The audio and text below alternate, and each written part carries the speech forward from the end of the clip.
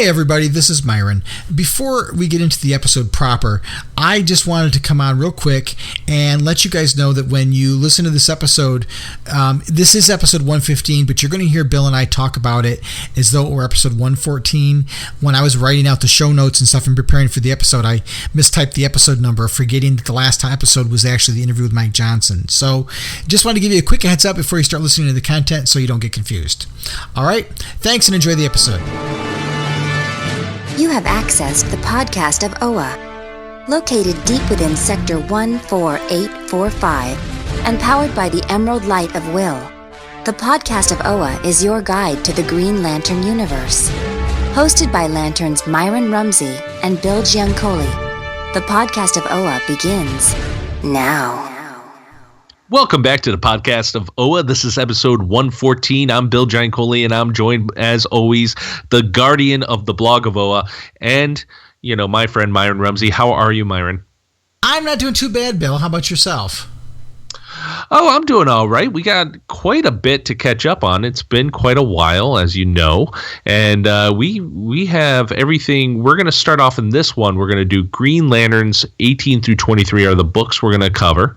But first, we also want to talk about some shout-outs, a lot of interesting things happening with the Green Lantern, and also maybe you can give us a word or two about Wonder Woman. You went to see it. And I think that's going to cover most of our this episode, correct?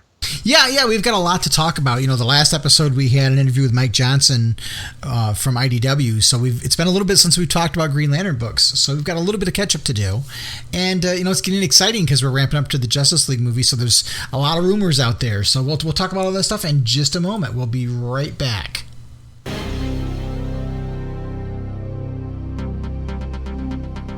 What up, dweebs? This is Guy Gardner. You're listening to the podcast of OA. So, Myron, we have a few shout-outs, a lot of interesting news in the DC Entertainment Universe, and some rumors with the GL, and some exciting rumors, little teasers as we approach the Justice League movie. So what are some information and news we should know from out in the Green Lantern universe? Well, if you haven't seen Wonder Woman yet, you really should go see it. It's a good film. I don't want to talk about it too much because I don't want to spoil it for anybody. But one of the things that people are really talking about is the new intro for DC Films. So in front of Wonder Woman, this debuted, and you can see this video out on YouTube in kind of a not greatest quality. Obviously, it's somebody who recorded it in a theater. But the opening is very reminiscent of the Justice League Unlimited cartoon series from about 10, 15 years ago. Only it's done in a more modern style, and it's using the Big Seven according to the DCEU. So it starts out with an animation of Batman and Superman and so on. But there's included a Green Lantern. So there's been a lot of speculation spinning out of that well, hey, all the other characters that they showed in that opening little montage are in Justice League except for Green Lantern, so does that mean that we're going to get Green Lantern in the Justice League film? I honestly think that's wishful thinking. I think if we're going to see a Green Lantern at all, we're going to see Abin Sur. Again, my hunch, and based on a few things I've heard here and there. So I kind of think that's what's going to happen. But then what was really cool is after you saw the little Big Seven animated thing, it pans out into this really wide panoramic view. And there are so many characters there. And unfortunately, it moves really quick, so you don't get a chance to take it all in. And it's not lit well enough that you can actually see the characters. Like it's not like they're coming off the comic page. They're kind of emerging from the shadows kind of thing. And but what's interesting is you can tell from the picture they've kind of dived deep in Green Lantern mythology. You could see St. Walker was in it, Atrocitus, Mogo, Jessica Cruz, Hal, John, Sinestro, and it seems to me I'm forgetting somebody. I think there's another character, but I can't remember just now which one. Oh, did I say Sinestro? I can't remember. I believe you did, yes. But Sinestro as well. So that was really kind of exciting. But yeah, there's been a lot of rumors kicking out since then because they're saying, well, geez, if he's in that little animated thing. And I think it's wishful thinking. But, there's been a lot of rumors that have spun out recently. And I guess, I haven't really been reporting on a lot of the rumors unless they come from a source that I think is really reliable, because I think what happens with a lot of these rumors is that, a site like mine or Newsarama or comicbook.com or Cosmic Book News or any of these sites, they'll pick up on these rumors and they keep getting repeated, and so people think there must be some credence to them because it's on multiple sources. Well, what it is the rumor starts in one place and everybody repeats it. So I've been kind of downplaying that myself. But, the rumors that are out there right now, they're, supposedly Warner Brothers is looking at Green Lantern to be kind of the Guardians of the Galaxy, to kind of have a kind of vibe. I'm not sure what I think about that. I think, maybe that combined with the lethal weapon thing, but I'd rather it be a good Green Lantern movie and not trying to be something else that isn't, quite frankly. Well, I mean, but Green Lantern's plays to, I understand exactly what you're saying, play to what its strengths are and everything. But there is a, I think when we say Guardians of the Galaxy vibe is like, don't put it on Earth, put it out in space where it belongs. Yeah. Definitely amp up the sci-fi, the technology, these different worlds and different places. You could say Guardians of the Galaxy almost has kind of a Star Trek-y vibe, in a way. Yeah, Star Wars, Star Trek. Not so much. Yeah, Star Wars, all those. Yeah, and I think my only concern about comparing it to other movies is that you're creating an expectation in the minds of the audience. I remember when, I talked about the lethal weapon in space thing before it was a thing. Quite a while ago, I talked about it, a couple of years, and people have, since that's come out as a rumor more and more, people were thinking, well, that means that one of them's got to be an old guy, and one guy's got to be a young guy, and one's got to be black, and the other one's got to be white. And I think that's too literal of an interpretation. I think it's the chemistry of the guy who follows the rules and the guy who is a rule follower being paired together. It's not quite a literal matching, because they're like, well, that must mean they're looking for an older Hal. I think that's getting a little too granular. I don't think that's what they're going to do at all. I think, in all honesty, I think we're going to see Abin Sur. He's going to show up in like the third act when Steppenwolf attacks the Justice League and he dies, and then we see the ring fly off of his hand, and maybe a end credit scene we see the ring show up and Hal becomes a Green Lantern, and there's your intro. Honestly, that's what I think we'll see, if anything. But anyway, that's part of the rumors. It's not that a bad scene, actually. No, it's not. It's not. I would buy into that totally. Would I rather see him be a part of the action? Sure, I would. But if we're not going to get that, that's the next best thing to me. The other thing is, could they do it like a New Frontier kind of thing? Sure. Where Hal really doesn't show up until the end as the hero. Yeah, maybe he shows up in the last act instead of an end credits scene or something. Who knows? Yeah. They're doing all these reshoots now. I don't know whether you've heard the information, but Zack Snyder had to step away due to a death in his family and very tragic circumstances. And Joss Whedon has stepped in, and they're doing some reshoots. He's saying there will be no new characters introduced, but who knows? Stan Lee cameo's coming. I was joking around with somebody the other day saying that it was going to be a 20-minute, 30-minute sequence with Barry Allen cutting wood and a farm, and we find out that he's got a family we didn't know about, and it's going to be how bad it was in Avengers 2 with that whole farm scene that went on for way too long. And it reminded you why we fight. Yes, yeah.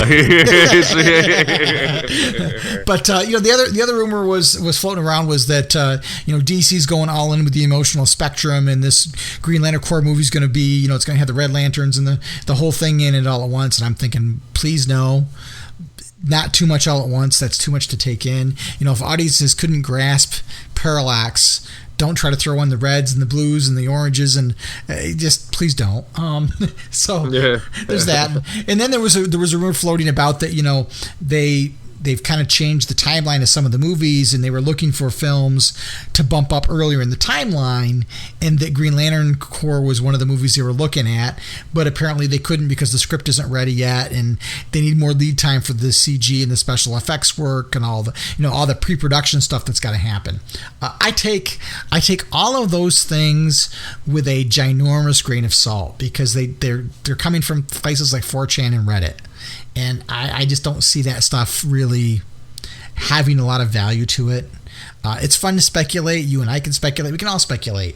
I could go out on 4chan or onto Reddit and create a whole bunch of rumors and throw them out there, and somebody would pick up on it and make it a news story. That's how much credibility it takes. I'm not saying that neither one of us have credibility. Fake news. It's fake news. Yeah. But the other thing I wanted to talk about before we start getting into the comic book chat was I had been contacted a while ago by an artist from France, and he had a project that he was trying to capture an image in one giant poster of every Green Lantern from the dawn of the Silver Age forward.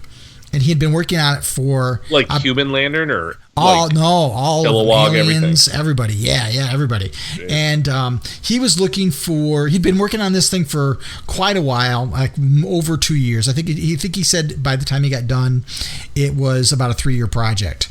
And he was looking for a resource to find information about different Green Lanterns, and he thought I ran a site that did that. And there used to be a site called glcore.com that used to do that, or glcore.org, but it's not even in existence anymore.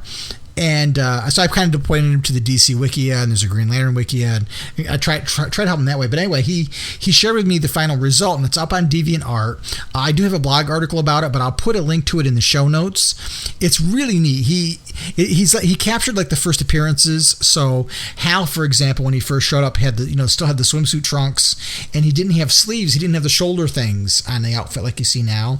It was almost like a sleeveless green outfit, but there was a black sleeve there, kind of. I don't know how else to describe it.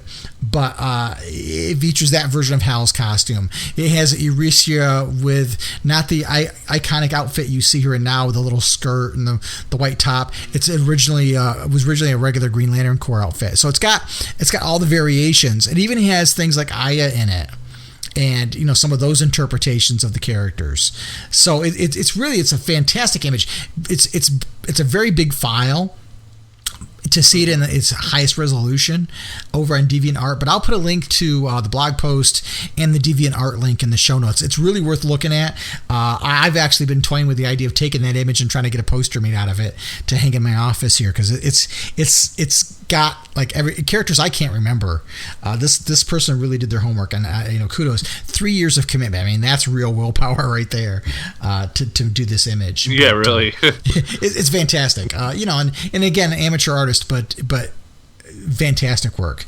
And then the last thing I just wanted to mention, in case people didn't pick it up, last week or so, there was a start of an arc in The Flash called The Color of Fear, and part 1 was issue number 23, and it's got Hal on the cover, and it's the first time since even since the New 52 where these guys have been teamed up together, and you've seen their allusions to their friendship. Basically, there's a surprise party for Barry, and Hal is there, and something happens, and so they're called to duty to take on the bad guys. And it's part 1 of a multi-part story. I'm not sure how many parts are going to be in it, and I'm not sure if Hal's going to be in the second part, but it was just really fun to see the Brave and the Bold on the pages again together.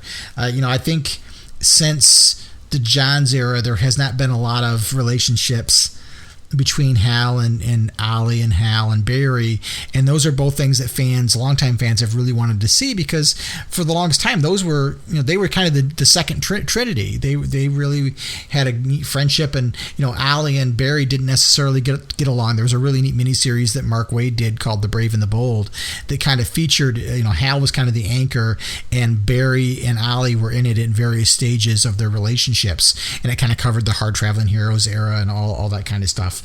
It was a really neat story, but you haven't seen a lot of that. And it was interesting, after this book came out, people were talking about, how come we're not seeing Hal and Ollie together? And I believe the person who's writing Green Arrow said, hey, stick around, you might see something. And the rumor is there's going to be a Green Arrow, Green Lantern team up in the near future. So exciting stuff. But if you did pick up the issue, it's worth picking up. Little hard traveling heroes going back to their roots. That's right. So why don't we pause for a station break? One last thing I did want to chat about. I just did a few weeks ago. I guested on the Lantern Cast. They are doing an annual thing called the State of the Green Lantern Universe, and they have their previous hosts and myself, and I think one other person, I can't just remember now who he is. But we all got together. We talked about what we thought about where the Green Lantern books are. It's a no-holds-barred conversation, and it's also not necessarily family-friendly. So if you want to see me cut loose, or if you listen to me cut loose a little bit on some of what I think about what's going on with the books, you'll hear it there. Nothing you will be surprised by. But it's interesting that some of the previous hosts who haven't been reading the Green Lantern books share their opinions, and some of them contrast the opinions of the current hosts and myself, and so it was a really neat dialogue, and I'll post a link to that episode in our show notes as well. But anyway, we'll pause for a station break, and we'll be back, and we'll start talking about some Green Lanterns.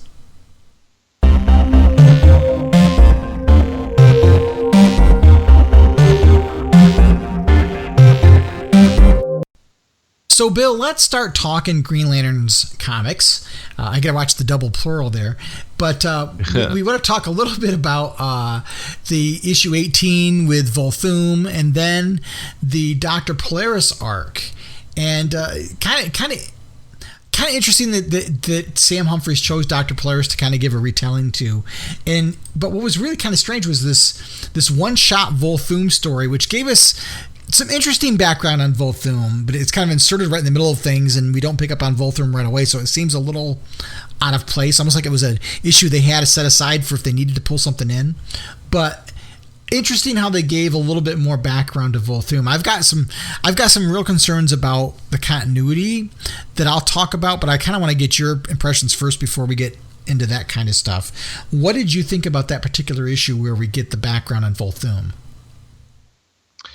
Well, it's one of those things where when I'm reading something like this, now I don't know if it's by proximity that I maybe kind of gain some Green Lantern knowledge off of you just by standing near you or doing this show with you.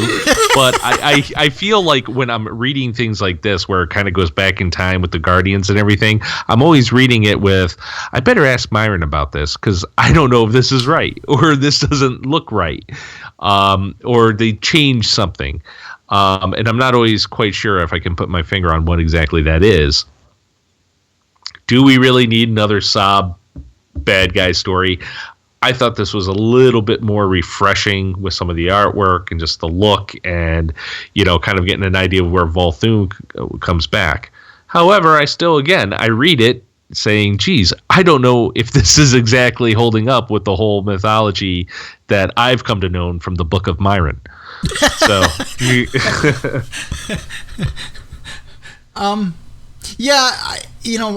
do appreciate that Sam Humphries took the time to give us more background on Volthoom. It's funny because between this and Frank Leminski and what he does with Neil Emerson and the Polarity arc, Humphries comes out to me as a guy who writes really good villains, because I find myself, I don't want to say rooting for the villains, but I find more sympathy in understanding with the villains than I do with the titular characters. Then the antagonists to me are better than the protagonist in this series, and I know I'm probably in the minority thinking that way, but that's what it comes up to me. So the whole story of Volthoom and finding more about his background, because when we saw him, back in the Wrath of the First Lantern and during the Jeff Johns run, he was kind of the typical mustache twirling villain. You didn't understand his motivations. You didn't understand as much why he was doing what he was doing, other than he was angry at the Guardians, like pretty much everybody else seems to be.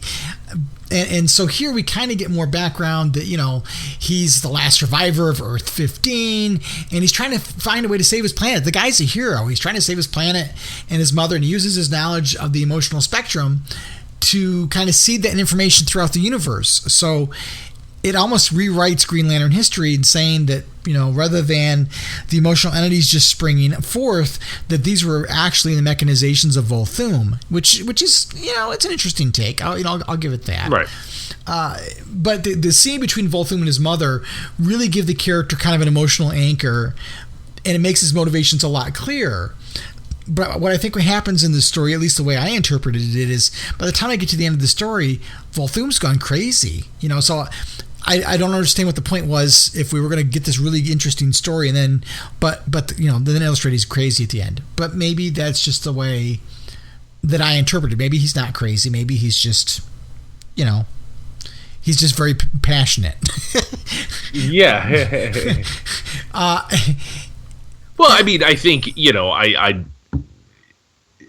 doesn't mean he was always crazy. I think, he's reached a point where, even death is like, you're not for us. Yeah, you're not our type. Necron's like, I can't do nothing with you, It's not you, it's me. Right. and it's interesting where I kind of had a problem with it, and this is, we've talked about continuity before, and I don't want to be a slave to continuity, but when you've got a mythology as rich as this one, that stood the test of time and has been, it's had tweaks here and there along the way, there are certain things that you don't kind of mess with the formula a little bit, and kind of some of the things that happen in this issue make me question the timeline, and I'm having a kind of a hard time parsing it a little bit. I mean, Volthoom says he's from Earth 15 in the far future.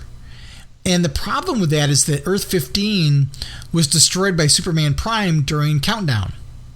And when the new multiverse was created during the Flashpoint, because, everything kind of came back together into one, after the Crisis on Infinite Earths and all that good stuff, there was a new multiverse created during Flashpoint, and Earth 15 was revealed to be a barren planet completely devoid of life. Now, that could be a minor problem because you could say life eventually evolved to the timeline when Volthoom shows up. So that it's not really a big thing. But the bigger problem I had was with things like he talks about the Great Heart, and the Guardians put the Great Heart instead of Volthoom. Well, the problem with this is that during the whole rise of the Third Army, we found out that the Great Heart was buried deep beneath the surface of Maltus, where the Guardians were originally from. That was back in Red Lanterns number 17, so it wasn't that long ago. And we saw that was a whole big plot point to the Rise of the Third Army arc. And then I'm trying to figure out how this works out, because the way we understood Green Lantern history was, the Guardians were doing their experiments with the emotional spectrum, and Krona created the gauntlet, and then Krona tried to peek back into the origins of time, and then and then the Manhunters were created, and Krona poisoned the Manhunters and turned them against their programming and caused the attack that led to the Atrocitus becoming what he becomes.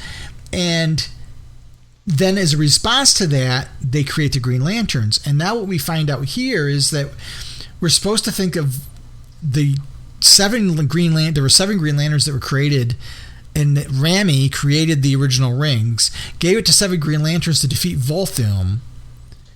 And then for some reason, the rings were taken away for billions of years, and somewhere Krona's gauntlet fits in there some way.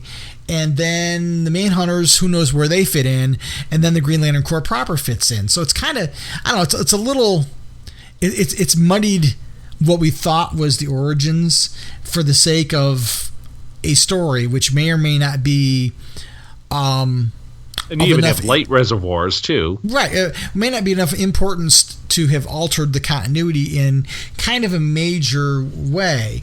Now, maybe it's just a matter of timeline, and maybe there's reasons we'll find out. But just based on this one issue, I was just I was interested in the Volthoom story, but then when we started seeing how the continuity was being played with, I'm like, my problem with this is you've got people that are coming to the Green Lantern universe for the first time, like during the Jeff Johns era. Whatever Johns is telling them is kind of their version of Green Lantern history, right or wrong. Now, that run was so popular, it's kind of whatever tweaks he made kind of stick. You've got a bunch of people that are coming in. I shouldn't say a bunch because the sales numbers don't indicate it's a bunch, but you've got some new readers coming into the Green Lanterns and the Green Lantern mythos through the Green Lantern series. if this is their version of history, then what's the real version? And so I can see where you can lead to some confusion amongst fans as they're talking about things and they're talking about history, and as this continuity builds upon itself. But don't you want fans to talk about it? I do, but they're going to argue which is the right version of history. Yeah, but I mean, ultimately, let's put it this way.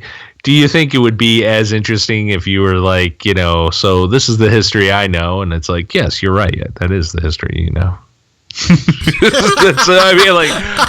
I guess isn't part of the fun of at the comic, to pick up the comics and everything like that, is to have that argument. Now, like you, I think it's nice to have a kind of a mythos that goes with the whole backstory, that you kind of, there's an agreed upon of what the Green Lanterns can do and stuff like that.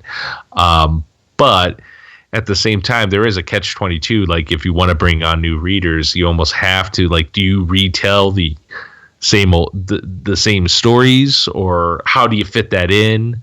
I don't know. I guess, again, I'm coming in at Jeff Johns, like you just mentioned. Mm-hmm. Right. And Jeff Johns really didn't rewrite a bunch of things. He altered some minor points, but for the most part, everything stayed intact. I think it comes down to if you're going to, you can retell a story, or you can add layers, but you shouldn't violate the history that people have been following for years, or that they've come to know. Add new layers, sure, but don't fundamentally change it. Mm. But that's just me. That's just my 2 cents. I just think that, you wouldn't suddenly have somebody telling a story about Superman and suddenly he wasn't raised in Smallville. Now where was he raised? In Russia. Right. Well, yeah, that was his story. It was an Elseworld story, but Yeah. But I guess again, that was a one-shot kind of story deal. Right. But anyway, so it was an interesting one-shot. But the next arc, Polarity, where Sam Humphries kind of recreates the Dr. Polaris character. I thought, again, he did a great job with building up Neil Emerson's character. He was always kind of one of the more interesting rogues in the Green Lantern list of rogues galleries. And it was interesting to see the character giving a more grounded backstory, with his brother and not being able to help him, and seeing the inner struggle really pictured by having the two halves of his psyche kind of go back and forth. I like that particular part of it. Well, I'm not familiar with Polaris. Right. So for a lot of the audience, this was their first introduction, and Neil Emerson before really didn't have an emotional backstory. He didn't have anything that you could sympathize with the character. Again, he was one of the traditional, Silver Age mustache twirling villains, and this gives him much more depth as a character. And they, it's definitely interesting because he seemed extremely powerful. And the Green Lanterns, again, kind of underachieved a little bit. Yeah. The way he makes a metal ball, and it's like all of a sudden, that's some of the things that stood out with this story arc was, again, we're seeing, even Baz crack a little bit. Yeah. And either Polaris was that much more powerful than I maybe was giving him credit for, or, this is kind of becoming a kind of an interesting trend with these guys about 23 issues in. Yeah, I think, you and I were talking about it today. Was it today when we were going to Dunkin' Donuts? We were talking about yeah. that it's interesting that, the Justice League satellite can be falling out of the sky, and you don't seem to have a problem with that, but you get trapped underwater, or a guy with a cowboy hat shows up and you lose your crap, Yeah, and we're not just talking about Jessica either now. That's the thing. We're talking about Baz too, So I'm sorry, I kind of distracted us from, where Polaris, but I guess what I was saying was I didn't know of Polaris before this. This is my first introduction. Seemed very powerful, but then again, I feel like we were spending a lot of time and a lot of, panel space on this character and this character's motivations and background. Yeah, I think all in all, this arc could have been a little shorter. One of the things that I always looked at Dr. Polaris is that he could have been given the right motivations. He had the potential to be DC's comics version of Magneto, and I thought, when I read that first issue in this arc, issue number 19, when I was reading that issue, I really felt like the Humphreys was getting that potential and was starting to capitalize on it. So I'm hoping to see more of Polaris later on, just because I think he's a cool character. And now that, through this arc, he's definitely gone past the point of no return. I'm hoping to see more. But again, I like you said, it seemed like it was a little formulaic with how Jessica and Simon dealt with it. I guess that's the easiest way for you to phrase it. It just seemed to me like I knew what was going to happen real far in advance. You could just see that that brother was going to die, and that was going to throw him off. But I found it was interesting to spend so much time on, like, in his head what was going on. So I would almost say that your hopes that Humphreys either takes him further or he becomes a bigger menace because he does get away, it may ring true, because why would you pay that much attention if he was just going to be a flash in the pan kind of thing?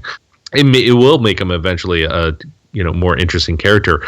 But there are some failings here too in this arc, and that is the whole, okay, so I understand he's upset. He goes and he's like, okay, I'm going to take the watchtower and I'm just going to throw it at the earth. Here's the thing that kind of gets me is that, they're screaming this is a level 10 alert and everything. Yeah, it's like Batman swiped left on his phone and he couldn't answer the phone. Yeah, right. Yeah. Yep. Boop. Sorry. Superman. Soup's got this.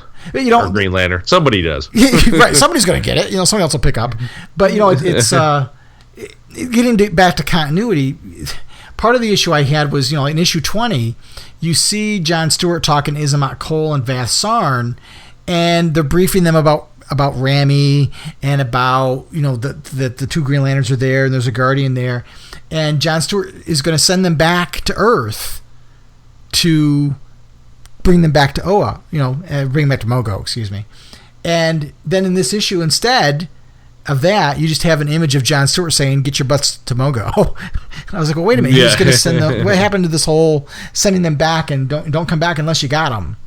And coffee. I didn't understand where the coffee thing came from, but whatever. But to me, it was that whole continuity. We're not even following the continuity of the book itself, which is kind of strange. Right. But that is kind of Well, didn't you say when they were doing one of the reboots on DC that they were like they're not going to worry about continuity anymore? Continuity from issue to issue. I mean, come on. That's what makes it so crazy.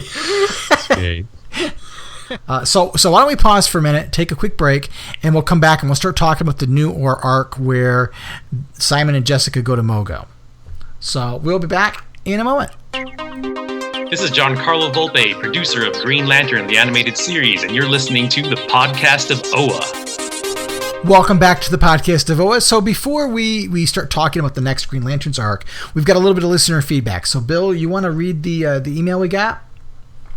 Yeah, certainly. This is from Mike Langford, listening to the latest podcast, episode 113, and was interested in the Kyle Rayner discussion.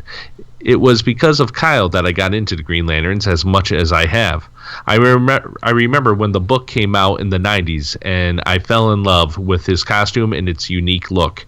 When they made him a White Lantern, I was very unimpressed, and always wanted his original costume back. The issue where he becomes a Green Lantern again shocked me some, as in I couldn't believe they got rid of the white ring that quickly, and then excited that they brought back one of my favorite characters. Let's see what they do with him in the future, and looking forward to the story that they tell. Great job once again, guys. Well, thanks, Mike, for the email. It was kind of interesting. You know what? I'll be honest. I do kind of like Kyle's Green Lantern uniform. It's pretty cool, in a 90s sort of fashion. Yeah, it's interesting because some people responded to it very differently. Some fans were really excited to get Kyle back in a Green Lantern ring in his traditional costume. There was that nostalgic feel, but they also felt like, the writers didn't seem to know what to do with him as a White Lantern because he was so powerful. And if you're not going to do anything with him, I'd rather see him in green so he can be a part of the fraternity again and be, run with his boys and do those kind of things. And then you had some people who thought it was a colossal step backwards for Kyle to go from White Lantern back to green, and then it was regression more than progression. And again, they were thinking back to Green Lantern number 20 at the end of the Jeff Johns run, when you see Kyle as Space Jesus, fulfilling his destiny. And what's to say he doesn't get back to that? What's to say he doesn't get the White Lantern ring back at some point? But so much easier to do continuity from the future. Right. Who knows who's we're going to get from one place to the other. But I myself, I was never a big Kyle fan, but I've always sympathized with Kyle's fans that that's their Green Lantern, and you'll want to see them happy with what's done with them. And so, I don't know whether the majority of fans are happy or not, but I did definitely see kind of a little bit of both sides of that argument of whether this was good for the character or not. I mean, time will tell. I think if you see what's happened in the most recent Hal Jordan and the Green Lantern Corps arc, I think him being back in the fold, Robert Venditti's got some ideas of things they can do with him, and certainly this last arc gave him an important role. So, Lynn, we'll be talking about that in the next episode. So, I definitely appreciate the feedback from Mike, and I'm glad he's happy that Kyle's back in the green, and for some people they feel that's where he belongs and he should never have been made the White Lantern in the first place. So I think fans have their opinions about what they like and don't like, and I personally think it's a great move just because I think it's easier for a writer to handle him when you don't have a character that's so overpowered. How do you find a good challenge for them when they've got to play along with these other characters? And if they're not going to give him his own series to be a White Lantern in, you kind of almost have to do this. And so I think it's a good thing too. So and Bill, it sounds like you agree. Well, I don't know if it's a good thing or a bad thing. I fall, I guess, kind of loosely into the category of the thinking it's a step backwards. I really believe that Kyle Rayner, being the White Lantern, you don't necessarily have to do a whole thing about him, but he could be one of those characters who reemerges in Green Lantern lore as it continues, and I thought that was more of a powerful thing that would have helped the Green Lantern universe as a whole, like by sacrificing a character, saying, okay, we're not really killing him off, but we're making him so powerful he goes off and he may appear again like a Galactus or something, just a powerful being that plays a cameo every once in a while, but isn't going to fill a book with stories. Yeah, I mean, it all depends on what Robert Venditti's intention is with the character. I think, like you said, he could have been a character that disappeared and showed up every now and then, does he go off on his own and fulfill that Space Jesus role? I mean, there could have been some interesting stories there too, maybe as a backup feature, or somewhere along the line having them intersect back and forth. I think most Kyle fans want to see more Kyle, so I think that's those that are really happy, or it's the nostalgia factor, and hey, he's back in the fold, so we're going to see more of him, and that makes them happy. But we're going to see a little bit more Kyle in the next couple issues we're going to be talking about of the Green Lantern. Absolutely. So let's take another quick commercial break, and we'll be back to talk about the last arc. I say there, boy. Sir? Yes, you. Mr. Scrooge? What day is it? Why, it's New Comic Book Day today, sir. New comic... I haven't missed it. I'm not too late. Happy day. Timmy. Sir? Happy New Comic Book Day. Happy New Comic Book Day to you, sir!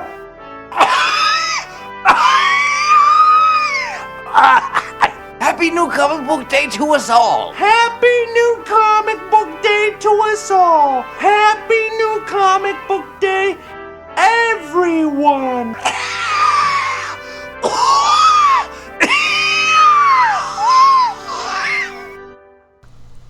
Myron, to round out this episode, we're going to talk about the last few issues of the Green Lanterns, where Jessica and Baz have been summoned to Oa, and where we're seeing Jessica is finding out that she's not quite a Green Lantern yet, so don't get your hopes up. But Baz also gets a little bit of training, and we get to see some of our fan favorites, like Kyle, for one, and Guy Gardner, and Guy Gardner being Guy Gardner, and then we start to get into this strange coffee addiction that Jon Stewart has apparently has all of a sudden. And apparently, out of all the people who have to bring coffee, it was Rami or Volthoom. Yeah. I don't know where this coffee thing comes from. It's kind of weird because John has never been shown to be a big coffee guy. But yeah, it's almost like a damn continuity. Yeah. Ganth, it's like, well, he never drinks 2 cups of coffee on Oa before, but you know, I'm a little worried. I'm a little worried about his caffeine intake. But you knew since this series began, at some point it had to re-intersect with the larger Green Lantern mythology. So we kind of get that in issue 22 and 23, which is as far as have been released as of the time of this recording. And they go off to Mogo, and I was looking forward to it to a point, and there are some things about this issue I liked, and these 2 issues I liked. There are some things about it I didn't like, but for example, there's a thing in the first issue, issue number 22, that Sam Humphries refers to Earth being in sector 2184. Now, come on. How do you get the sector wrong? Yeah. and people want to say, well, it's a lettering error. It's a lettering error. Well, no, go back and look at the part where they talk about how many sectors there are from home. Do the math. They subtracted like it's a mathematical linear thing. They went back and they were like, they actually did the math, and they did. Yeah, they're like, well, you're in this sector, so you're this many sectors off. Well, when you do the math, it added up to 2184. So no, that's what he meant to put. He got it wrong. It sounds like it might be a minor thing, but come on, I mean, that's like a. That's definitely something that could have gone back and been checked. In fact, how did it get by the editors? I mean, come on. Let me just do a Green Lantern Wikipedia. Oh no! Here we go. Yeah, Green Lantern Wikipedia. Looking for what sector he's supposed to be doing. The Golden Age.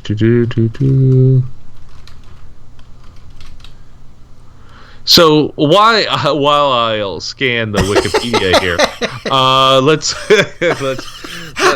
go on to talk about they do arrive at Oa for their training. And I mean, there's not much to say about when they arrive, other than if Jessica gets lost in space, and there's a thing that you can do called Control F and search, and if you do that on Wikipedia page, it's right there. It's in the Silver Age section of the Green Lantern page of Wikipedia. Age. It's all over the place in there, quite frankly. But anyway, I'm not into your fandangled technology.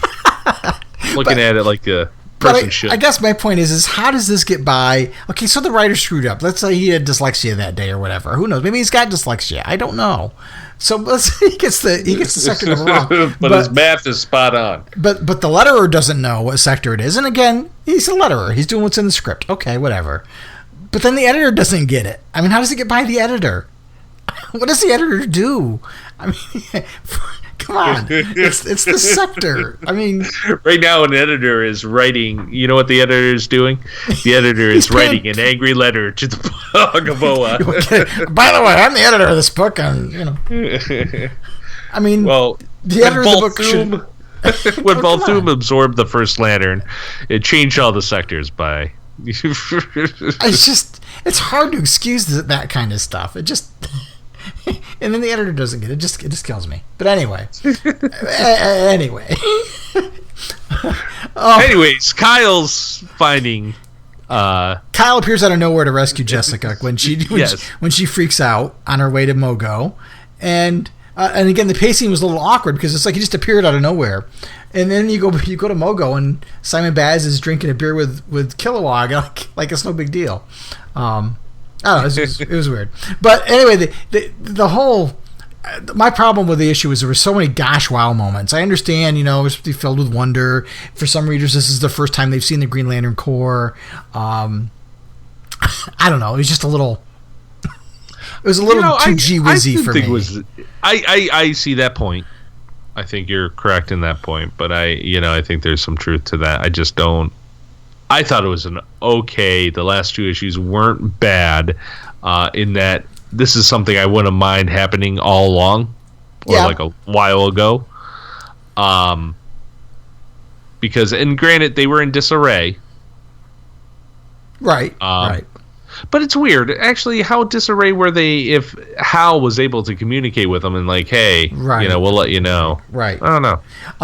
And then, John Stewart takes away Jessica's lantern, and she has a meltdown of colossal proportions.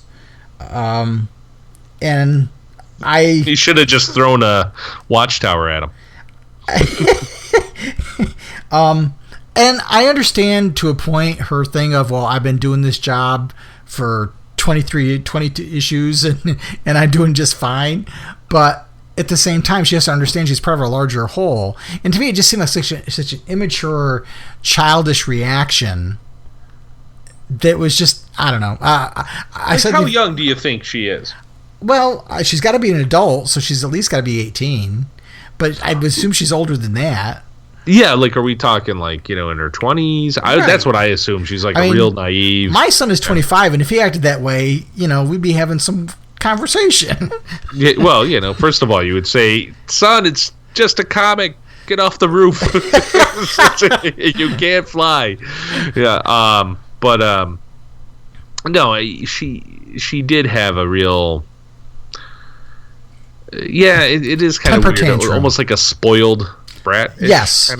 And then she disappears because somebody didn't like her, and she runs and hides, and here she is part of this larger thing, and it's just But one of the bigger problems I had besides that was the characterization of John Stewart.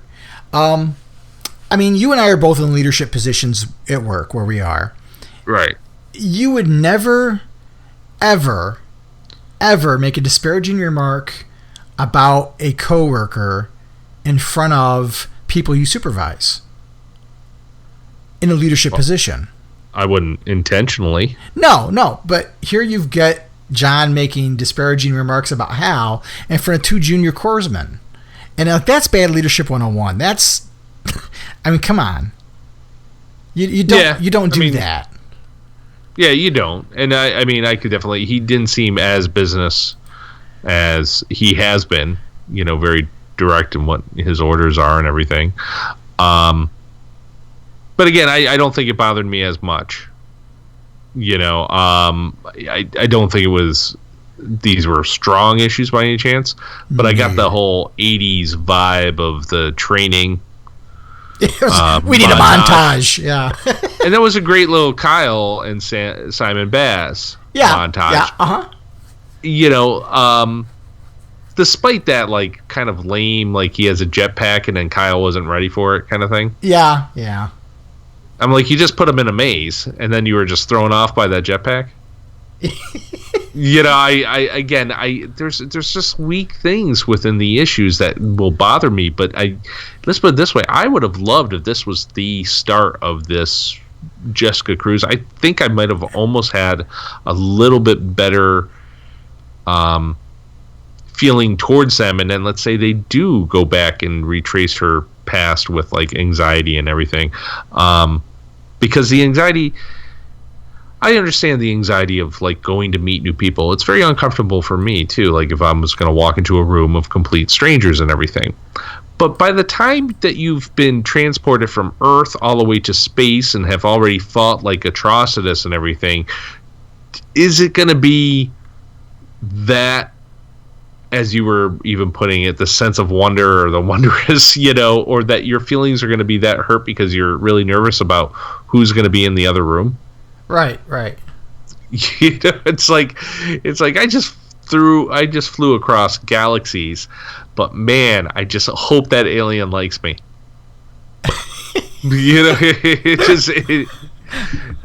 It just doesn't play well. I can't buy into that character. Yeah, and it's a shame. It is.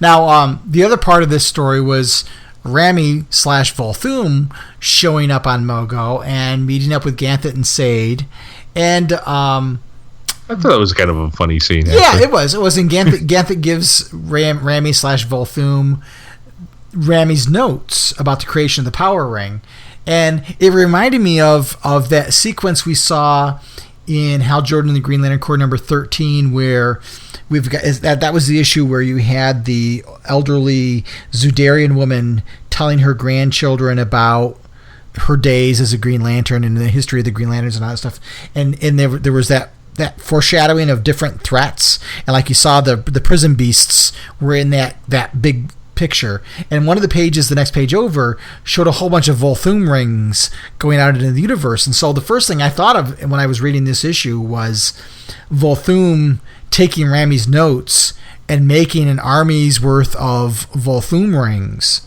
out of this. So I could see kind of the seeds of that being planted here, which I kind of liked. Now, the most recent issue, as of the time we recorded this, is issue 23. And this issue really takes Green Lantern history and spins it on its head a little bit by giving us the introduction to, I want to say Alitha, or Alitha. I'm not sure which way it's pronounced. Yeah, I was trying to wonder that might say, Alitha. Yeah, maybe Alitha is a good way to pronounce it. I'm not quite sure. Alitha sounds like Alyssa with a lisp. So I like what you just said. How did you say it? Alitha? Alitha. Yeah, I like Alitha. That sounds good. But we get some of her background, and that was kind of an interesting part of the story. And that we're going to see a little bit about the history of each one of these founding Green Lanterns throughout the next several issues of the series, and that part's kind of interesting. I'm wondering if Simon Humphries is going to tie Rory Dagg into this, and Rory Dagg was previously known as the first Green Lantern, and then later on when Jeff Johns took over, his history was slightly altered, and it said he was one of the first Green Lanterns, one of the founding members of the Green Lantern Corps. Whether he's one of the founding members of this version of the Green Lanterns or Green Lantern Corps version 2.0 that comes after the Manhunters, I don't know. But whether he's included or not in one of these 7 will be interesting to see. I would be surprised if he does. I think he's going to create 7 brand new characters myself, but I thought it was interesting that they did that. I'm just still trying to have a hard time parsing where this all fits, and that's part of my love of the Green Lantern lore. I want to understand its history, and to me this creates confusion for me. But artistically, I thought the issues were very good. Eduardo Pansica comes back for this issue and does a really nice job, and he does a good job of creating expression to create the emotions and so on. And so I thought that was kind of neat. Yeah, Aletha looks great in that one the shot where she's getting a ring and stuff. And I mean, so there's going to be 7 original Lanterns. Yes. Okay. And that's all brand new. From what you understand from your history. Because they really, before they talked about Rory Dagg being the first of the Green Lanterns, and we've never really revisited that history to that depth. So how this fits in with this group of 7 being the first ones, the ones that originally stopped Volthoom, I don't know. Maybe we'll get that over time. So, I'm trying to leave the jury out on that one until we see how it all pans out. But yeah, that was really interesting. I didn't get as so invested in the scenes with Jessica and Guy Gardner and the training thing, and because it was so trope filled that he's going to be the rough and gruff trainer, and she's going to hate him, and then ultimately she's going to strike out at him, and that's exactly what happens in the issue. It was interesting. I did like the bit where Kilowog plays the softy in that issue when he talks about the Emerald Sun is always up there, and that part. That was interesting to a point, but it was, I don't know, it was a little pedestrian overall. But I mean, but I think in a good way. Yeah, I think you knew Guy was going to be that kind of trainer, but I think that's he's going to be the guy that's going to push her buttons and make her lash out, and that's how she's going to overcome. But that's what you need. That's what she needs, and hopefully this is a turning point to the character that would make me want to pick up, be more happier about having to read these.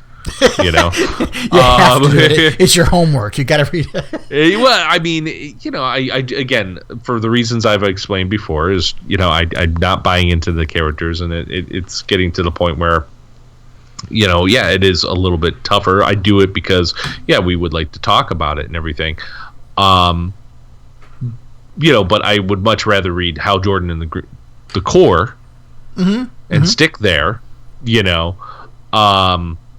and I'm hoping that maybe this is where the Core is kind of coming in. And we had this problem with the Red Lanterns for the first 20-some odd issues. Oh, yeah. The beginning of the Peter Mulligan part of the series was just not doing it for either one of us. And then something turned where they brought in a new, fresh blood, so to speak, with, Guy Gardner. And it kind of brought it back up. So right now, Guy is saving a lot of issues here and there. I know, sad, funny to say that, but I think Guy Gardner, with this, was a good thing for Jessica. Maybe that will, where she's at a turning point and she becomes a character that we do enjoy to watch. And I think it was neat to see Kyle's working with Baz. Like, they haven't forgotten Baz's training either. Yeah. I mean, for what Kyle did is he challenged Simon to use his ring more creatively and differently, which is interesting. I want to ask you a question that it's something that I would assume is going to happen at some point during this arc. Is John Stewart's edict that each sector has one green and one yellow lantern? What do you think that's going to do to the partnership between Simon and Jessica? I'm sorry, could you repeat that one more time? Well, we know over in the Hal Jordan and the Green Lantern Corps book, we have the grand experiment of the greens and the yellows being partnered together. And John's current edict is that each sector has one green lantern and one yellow lantern. That being said, what does that mean for Sector 2184? Well, 2184 has, already 5 Green Lanterns. Well, some of them though are on special assignment. They're not assigned to the sector. Oh, of course, special assignment. Who's messing with continuity now, Myron? No, that's what they've done. It's Guy and Hal aren't assigned to a sector, and John's the Corps leader, so he's not assigned to a sector. Well, I don't know. I mean, I think the Green Lanterns are going to stay intact unless they're, I don't know how they're going to do that without dropping an issue. Yeah, I don't know. Will one of them get a yellow ring? I'm sure there will be a loophole. Will one of them get a yellow ring? Oh, I don't know. I mean, we know the yellow and the Green Lanterns aren't going to last forever. Well, no. Will it last long enough for John to have to tell them one of you has got to give up your ring? Or one of you's got to get assigned to a new sector? Who knows? Oh, no. Well, maybe that's where Jessica Cruz punching Guy. Maybe that's the big circle around. Maybe. Well, have you seen the solicitations? Are you trying to lead me down a path that? No, I've seen them, but I intentionally didn't pay attention to them. But I've just wondered what's going to happen. Will one of them have to give up their ring? Will one of them get another ring? Is this training a testing ground to see which one's the better Green Lantern and the other one's going to get tossed to the other side, or is he going to have to choose? Petty of the Green Lantern. Well, you never know. They're going to assign another sector, or will one of them be stripped of their ring and get matched up with somebody from the Sinestro Corps? Because right now Sector 2184 doesn't have a yellow lantern. Yeah, right. Harry Winkle. That's what they'll be. Yeah, who knows? But it's an interesting thing to think about, and I could just see an interesting story arc where one of them becomes a yellow lantern, and that could be interesting, at least temporarily. Yeah, but who? I could see Jessica because of her anxiety issues. Yeah, I could. Yeah, that would be. Well, hey, I'm up for anything. in this. I'm waiting for something to turn. I thought these issues were okay. I like the montage of like the training, anything training. I'm a sucker for that when it comes to action movies or where you're trying to get them ready and stuff like that, and you see them overcome obstacles. It is a little played, but I liked it. But again, we're still failing in some areas, especially things like you pointed out, the sector, which has been, which is accessible. You can find out that it does have a very specific sector. Yeah. But anyway, so let's wrap things up, and we'll come back in a few minutes and bid a fond farewell.